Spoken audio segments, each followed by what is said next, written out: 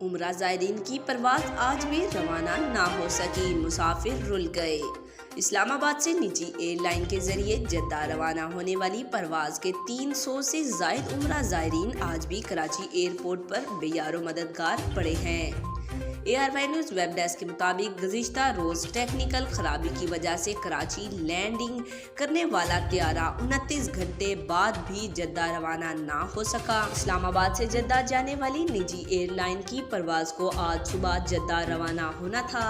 DGCAA نے واقعے کا نوٹیفیکیشن لے لیا۔ ٹیکنیکل لینڈنگ کرنے والی پرواز گزشتہ روز سے کراچی ایئرپورٹ پر تاحال موجود ہے۔ اس حوالے سے ذرائع کا کہنا ہے کہ مسافروں کی شکایت پر DGCAA نے معاملے کی تحقیقات کا حکم دے دیا ہے۔ DGCAA نے متعلقہ حکام سے سوال کیا کہ گزشتہ روز نجی ایئر لائن کی پرواز نے کس وجہ سے لینڈنگ کی تھی۔ CAA حکام نے بریفنگ میں بتایا کہ پہلے ہمیں بتایا گیا تھا کہ طیارے میں پریشر کا مسئلہ ہوا، جس پر پرواز کا رخ واپس موڑا گیا۔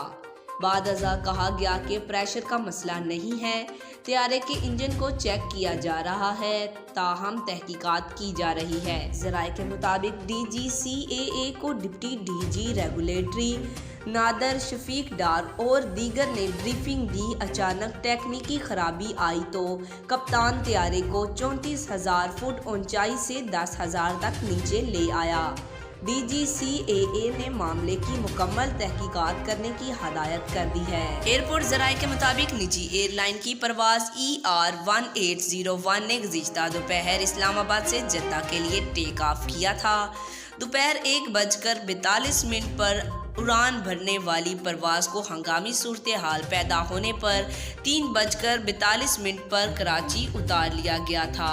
جدہ جانے والے عمرہ زائرین گزشتہ 29 گھنٹے سے زائد کراچی ایئرپورٹ پر بے یار و مددگار بیٹھے ہیں۔